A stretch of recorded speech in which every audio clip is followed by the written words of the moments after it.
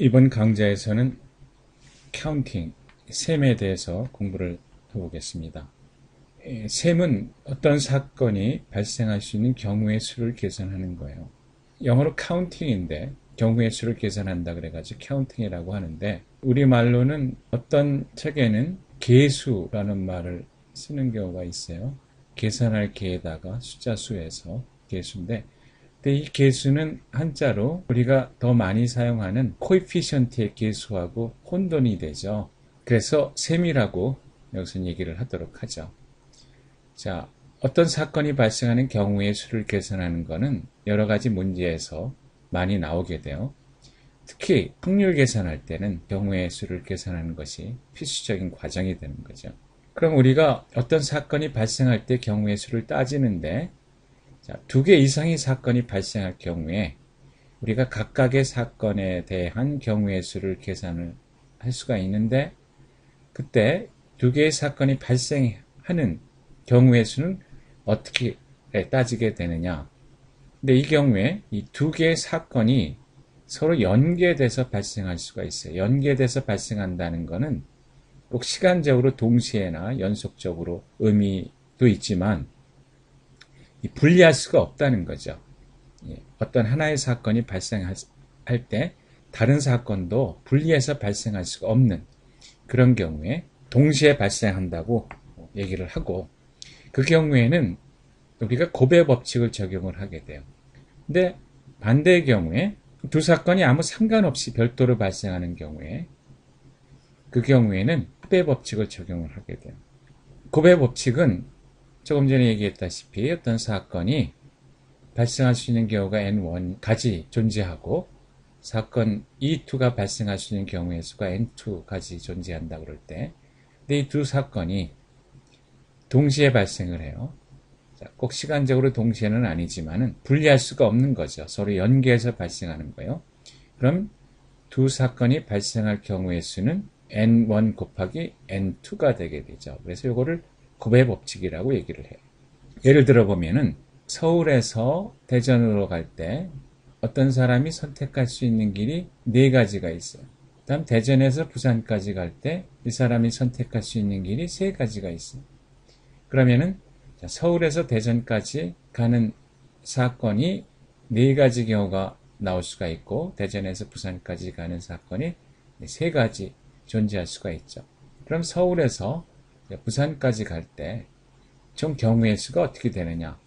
이 경우에는 서울에서 대전으로 가는 경우의 수하고 대전에서 부산으로 가는 경우의 수를 분리해서 생각할 수가 없죠. 동시에 발생하게 되는 사건이 되죠. 연속적으로 발생하는 사건이 되죠. 그래서 그 경우에는 이거를 곱해서 서울에서 부산까지 가는 경우의 수가 나오게 되는 거죠. 그래서 4 곱하기 3에서 12가지 경우가 나올 수가 있죠. 네 자리 숫자로 이루어진 암호가 있어요. 숫자니까 0부터 9까지 숫자가 존재하죠. 그러니까 총 10가지 숫자가 나올 수가 있어요. 그러면은 이 자리에 들어갈 수 있는 숫자는 10개 존재하고, 이 자리에 들어갈 수 있는 숫자도 10개, 이 자리에도 10개, 이 자리에도 10개 존재하죠. 그러면은 이 4개의 숫자로 이루어진 암호가 존재할 수 있는 경우의 수는 각각의 숫자에 존재하는 경우가 동시에 발생을 하게 되죠. 그러니까 연계해서 발생을 해요. 분리할 수가 없죠. 그래서 이 경우에는 우리가 고배 법칙을 적용을 해서 10,000가지 경우의 암호값이 존재하게 되는 거죠.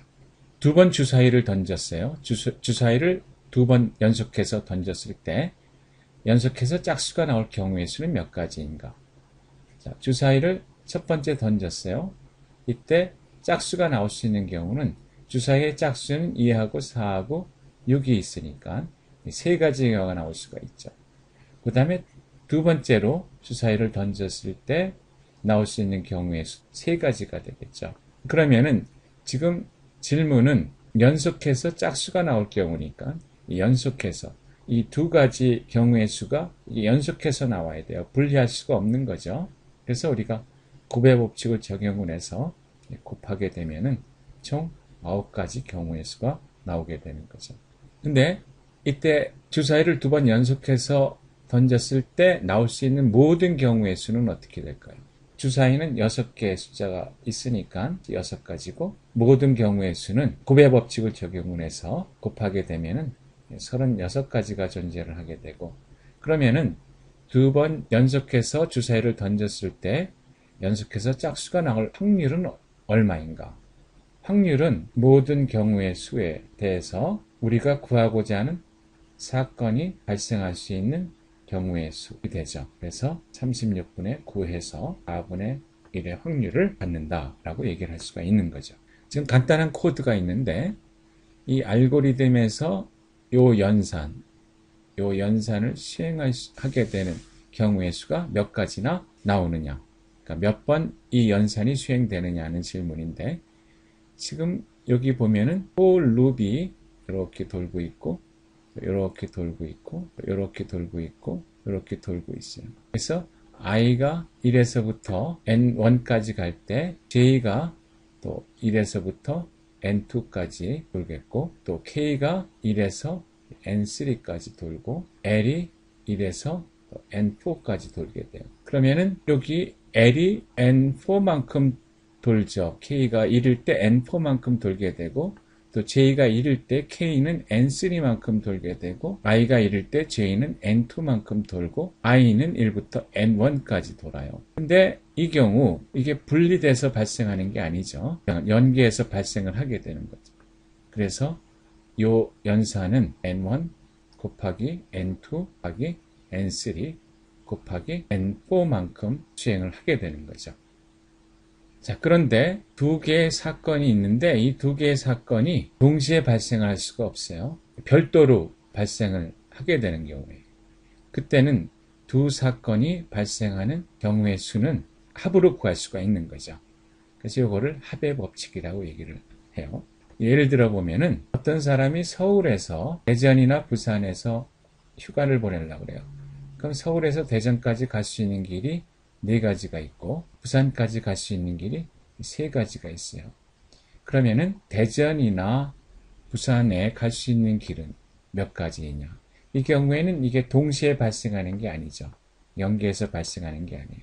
그래서 대전이나 혹은 부산으로 가는 사건이 몇 가지이냐 하는 질문이니까 이 경우에는 합의 법칙을 적용을 해서 4 더하기 3 해서 7가지 경우를 구할 수가 있게 되는 거죠. 어떤 대학교 학생회관에 동아리가 있는데 1층에 3개의 동아리가 있고 2층에 5개의 동아리가 있고 3층에 6개의 동아리가 있어요. 그럼 이 학생이 학생회관에 있는 동아리를 선택할 수 있는 경우의 수는 얼마인가? 자, 이 학생이 1층에 있는 동아리를 선택할 수 있는 사건이 있고 2층에 있는 동아리를 선택할 수 있는 사건, 3층에 있는 동아리를 선택할 수 있는 사건이 있어요. 각각의 경우는 3, 5, 6이 되겠죠.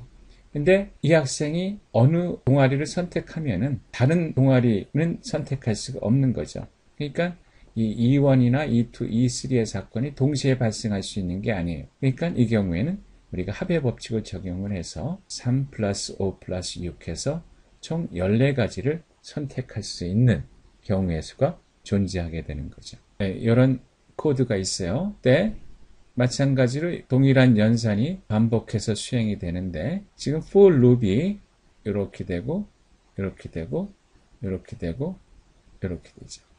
그러면은 이 for loop은 n1만큼 돌게 되고 이 for loop은 n2, 이 for loop은 n3, 이 for loop은 n4만큼 수행을 하게 돼요. 그런데 각각의 for loop이 동시에 발생하는 게 아니죠.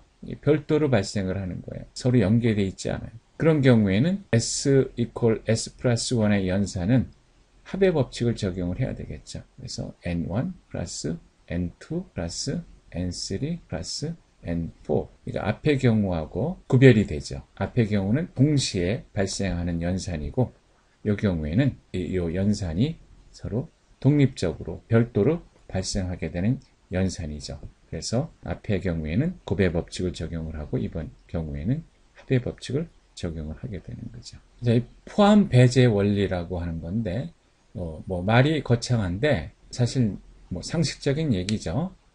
우리가 합의 법칙을 적용을 해서 두 개의 사건이 발생할 수 있는 경우의 수를 계산을 하는데 그때 어떤 경우에는 두 개의 사건이 중복돼서 발생한 경우가 존재할 수가 있어요.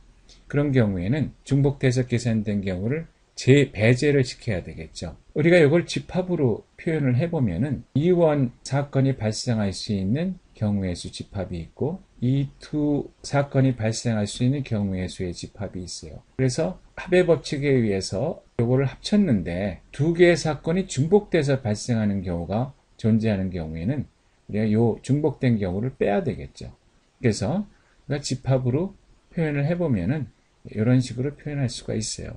그래서 2는 사건 2가 발생할 수 있는 경우의 수의 집합이에요. 그리고 요 절대값으로 표시된 요거는 보통 집합에서 그 집합의 원수의 수를 표현하게 돼요. 그러면은 2원과 2,2가 발생할 수 있는 경우의 수는 2원이 발생할 수 있는 경우의 수, 2,2가 발생할 수 있는 경우의 수를 합하는데, 근데 이게 중복해서 발생하는 경우는 배제를 시켜야 되겠죠. 예를 들어서 8비트로 이루어진 스트링에서 첫 번째 비트는 1로 하거나예요. 마지막 두 비트는 00으로 끝난다면은 이 스트링이 가질 수 있는 값은 총 몇 가지인가? 자, 이 경우에 두 가지 사건이 있죠. 하나는 첫 번째 비트가 1로 시작되는 사건이에요. 그 다음에 두 번째 사건은 마지막 두 비트가 00으로 끝나는 그런 사건이 되죠. 그러면은 2원 사건이 발생할 수 있는 경우의 수와 2,2가 발생할 수 있는 경우의 수를 합하면 되죠. 자, 그러면은 2원이 발생할 수 있는 경우의 수는 자, 앞에 1은 고정이 돼 있고 그 다음에 나머지 7개 비트 경우에는 자, 요 자리에 올 수 있는 비트 값은 0 아니면 1이니까 두 가지가 존재하고 여기도 두 가지, 여기 두 가지, 여기 두 가지, 두 가지, 두 가지, 두 가지예요. 그런데 요 각각의 비트가 올 수 있는 경우의 수는 요거는 동시에 발생을 해야 되는 거죠. 서로 연결돼서 발생을 해야 되는 거죠. 그래서 곱의 법칙을 적용을 하게 돼요. 그러니까 이걸 곱하면은 2의 7승에서 128가지가 나오게 되죠. 이 두 사건이 발생할 수 있는 경우의 수는 끝에 00은 고정되고 이 자리에 마찬가지로 0이나 1이 올 수 있으니까 두 가지, 두 가지, 두 가지, 두 가지, 두 가지, 두 가지가 돼요. 그리고 이것들이 서로 동시에 연계해서 발생을 해야 되니까 곱의 법칙을 적용을 해서 더하면은 이게 6승에 64가지 경우가 나올 수가 있게 되는 거죠. 그래서 두 가지 사건이 우하니까 2원 사건이 발생하거나 2,2 사건이 발생하니까 이거는 합의 법칙을 적용을 해서 128 더하기 64 이렇게 구하면 되는데 그런데 지금 우리가 2원 사건의 경우의 수와 2,2 사건의 경우의 수를 계산할 때 이 경우 앞에 1과 뒤에 00이 오는 이 경우의 수가 이 경우에도 계산이 됐고 이 경우에도 계산이 됐어요. 그러니까 두 번 계산이 되는 거죠. 한 번 계산된 경우는 빼야 되겠죠. 그러니까 집합으로 보면은 2원 사건이 발생하는 경우와 2,2가 발생하는 사건을 합쳤는데 근데 요때 지금 요 경우가 중복돼서 계산이 됐으니까 한 번은 빼줘야 되겠죠. 그러면은 요 경우 2원과 2,2가 같이 발생하는 경우의 수는 1과 00이 고정되고 요 자리에 0이나 1이 올 수 있으니까 두 가지, 두 가지, 두 가지, 두 가지, 두 가지가 돼요. 그러면 요것들은 연속해서 연계해서 발생을 해야 되니까 2의 5승이 되게 되고 32죠. 그래서 여기서 128과 64에서 32를 빼줘야지만 요구하는 경우의 수를 구할 수가 있게 되는 거죠.